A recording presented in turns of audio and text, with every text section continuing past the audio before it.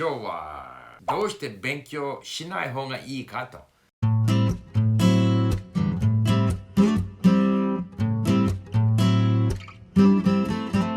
こんにちは、スティーブ・カーフマンです。今日は、普通はね、言葉の勉強について話するわけですけれども、今日はね、言葉および英語を勉強しないことにどうして勉強しない方がいいかと、それについて話したいと思います。僕のビデオ好きであれば、ぜひ、サブスクライブしてください。登録してください。関連のところをクリックすれば、知らせも届けます。どうして英語の勉強をやめた方がいいかと。僕の場合はね、日本語を勉強する前は中国語を勉強したわけですよ。で、どうしてもその勉強という2つの漢字を見るときはですね、どうしてもこのミエンチャンという中国語のその単語を思い出すわけですよ。で、ミエンチャンというのはもう強いてもうやりたくないことをやるということですよ。勉強。嫌でやるというのはもう中国語の勉強の意味なんですよ。で、言葉やはり言葉を習うというのは、実際の脳の動き方を見るとですね、その好きでないものを強いて嫌でも習うというのは非常に効果低いんですよ。効果低い。だからもう学校もやめて、正式なその勉強もやめて、楽しいことをやらないといけないです。それについてちょっと今日は話するつもりなんですよ。このためにもリンクという言葉のそのウェブサイトを作ったわけですよ。リンクで好きなものを選んで好きな内容から勉強する。で、その勉強また勉強ですけれども、習う方法というのは聞いて読んで自分が面白いと思う好きようなものを聞いたり読んだりすることだけでやはりその言葉が頭に入ります。そしてリンクのそういう図書館のあるそのレッスンというか内容が面白くないならばまたどこからでもリンクに導入して使えることあるわけですよ。だからとにかく楽しい内容から勉強するのは大事なんですよ。いろんな試験があるんですよ。例えば子供、じゃあお父さんあるいはお母さんがですね、子供のためにストーリーを読むでしょ。しかしもし声がもしお父さんお母さんはもうつまらないと思ってる話好きじゃないならば赤ちゃんもそれを感じるわけですよ。そしてそんなあれですよ、新しい単語や音をですねなかなか頭の中にね開発されないんですよ。それは実際の実験なんですよ。それよりもやはり子供にその言葉を発見するためにはお父さんやお母さんはですね自分が面白いと思う内容を、積極的に楽しく読んだ方がいいです。その赤ちゃんはいずれちっちゃい赤ちゃんまだ何もわからないから音だけ言葉そのものを吸収する立場ですから、だから読む人がお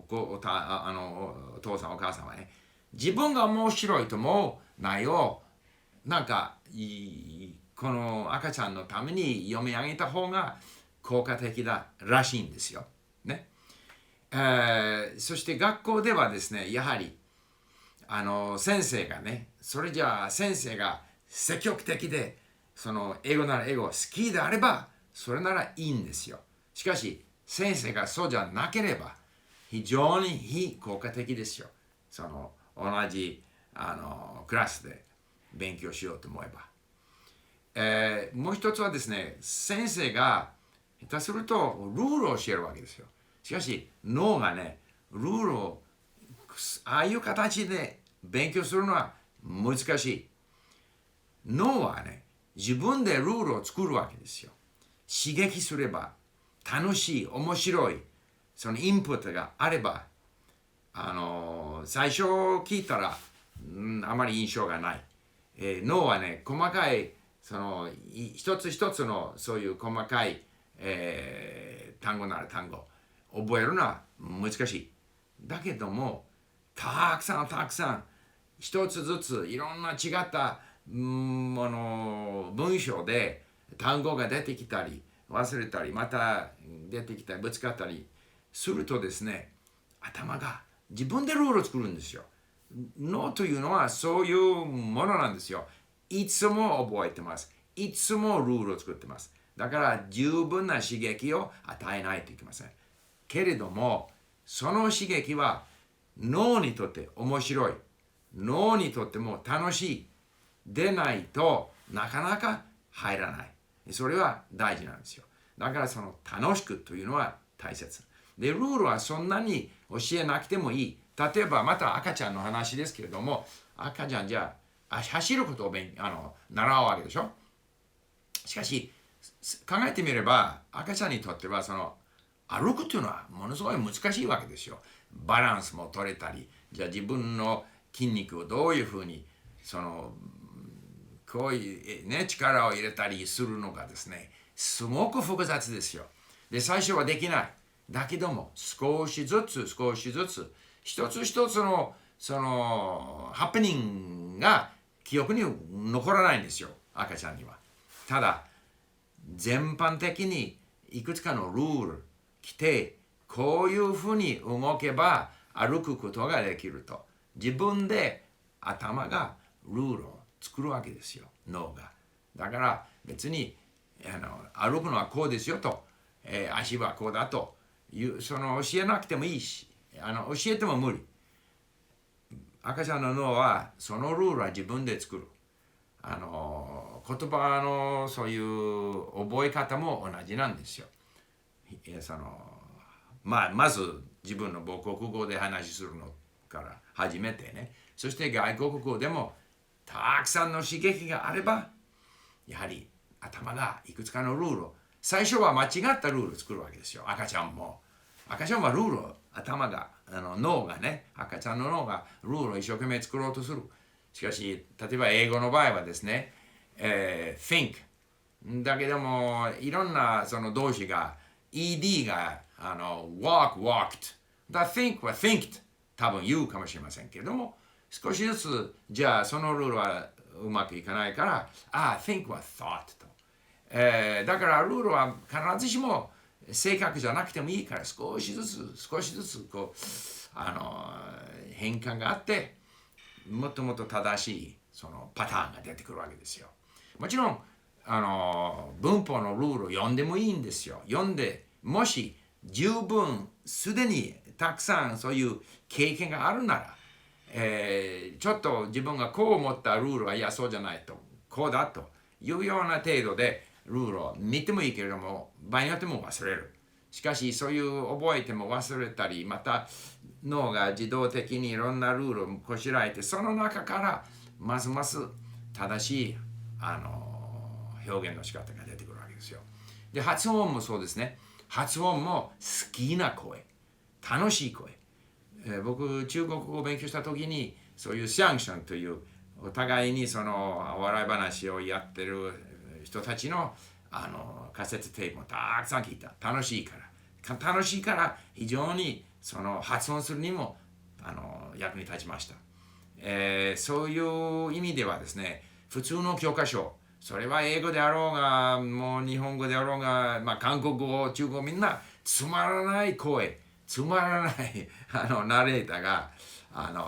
録音するわけでしょ。それは無意味。それよりも自分の好きな声、好きな内容、それを真似をすれば発音も良くなる。だから勉強というのはね、もうミェンチャンというのはもう嫌でもという勉強をもうやめて楽しく習いましょうと。で、そういう意味で僕のビデオも、僕は言葉の勉強のそのテーマは大好きだから、いつももう好きだから、自分が好きだということがね、多分私のそういう話の中にも現れていると思うんですよ。だから皆さんのそれぞれのその英語の勉強にも役に立つと思う。だから僕の今の YouTube チャンネルでも好きな英語のビデオ、ぜひ聞いてください。そして場合によってはそれを大体リンクの図書館、英語の図書館にそれがあるわけですから、そこをここ YouTube で見てもいいし、リンクに導入してもいいし、あるいはリンクの図書館で探してもいいけれども、ぜひ推薦します。じゃあ楽しく勉強じゃない、楽しく覚えましょうということですね。はい、どうも、じゃあさようなら。